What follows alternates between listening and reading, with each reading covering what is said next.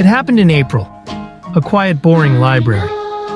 Students studying, typing, half asleep, and then a girl with red headphones suddenly coughed so loud it echoes through the room. But it wasn't a normal cough. It sounded like she yelled, "Bro, why?"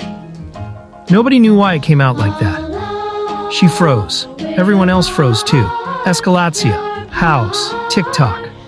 Someone clipped it, uploaded it. TikTok grabbed it instantly. Within hours, everyone was remixing it.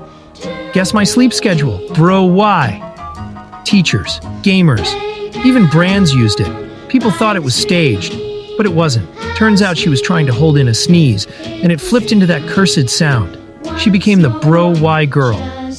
1 second, one noise, everywhere. And the funniest part? She doesn't even remember making the sound.